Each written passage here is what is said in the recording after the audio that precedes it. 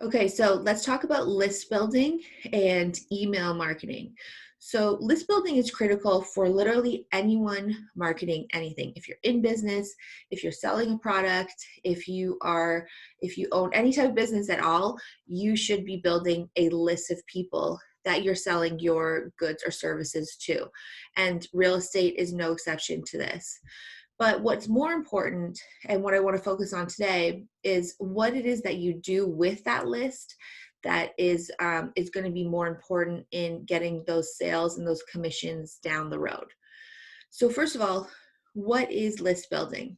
So what we're doing is we are growing your leads pipeline in the form of getting people to trade their contact information, their name and their email address usually, in exchange for something free.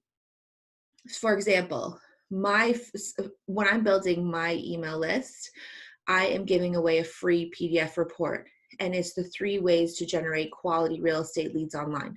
You can grab it in the link below, or you can go to tesskeefe.com/leads to grab your copy of that. But once somebody enters in their contact information, then I send them the free report.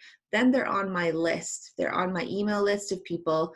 And it's really important to be regularly communicating with your list, because when they opt into your free whatever it is you're offering, they don't know you, they don't like you, they don't trust you. So you have to build that relationship. And I truly believe that email is such a great way to warm people up to you and let them get to know you and the type of value that you can give them and how you are going to be able to help them solve their problems in whatever it is that you're doing. So let's focus on nurturing and managing that list of people, because oftentimes in real estate, we're focused on getting leads and getting prospects and getting numbers.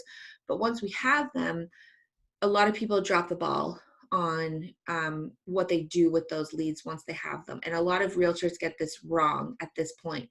So have you ever been, think about it, like you get emails all the time. I'm sure you've opted into a lot of things a lot. Do you ever get those emails where um, every single email feels like a sales pitch, and the language that's used is very salesy or very, um, you know, businessy, related to their type of business that a lot of people maybe just don't relate to. And every single time you get an email from them, it's always, I'm selling this, buy this is my service, over and over and over again. It really turns people off, and it doesn't get people to actually buy from them. And that's where you're going to get a lot of unsubscribes, a lot of people just not opening your emails, which is, there's no point. You're doing all this work to get people onto your email list, and if you're just going to drop the ball after and just be hammering people with your sales pitch, then there's really no point, and the list is going to go cold. So I think a lot of the mistake comes from marketers and realtors are treating their list like they're a whole list of strangers. I want you to shift your focus on thinking about your list as just a list of strangers into thinking about your list as a group of friends. And when you're communicating with somebody on an email, communicate with them as if you're speaking to just one person, and that person is your really good friend. Because what you're trying to do is build rapport with these people, build relationships with people. And we know real estate agents are really good at doing this in person, but we have to be able to have the skills to do this online in our writing through our emails.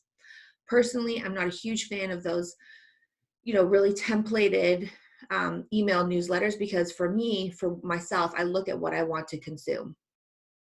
Do I want to open a newsletter? Probably not. It's probably going to go in the trash, or I'm going to save it for later thinking that I'm going to want to open it, but I never really get around to it. So the best way to build a relationship with people on your email list is to be offering something that they want and giving them information and education and training that they are looking for. So most marketers and real estate agents focus on getting leads onto their list, but they're not about, what they're offering people in terms of value that are already on their list.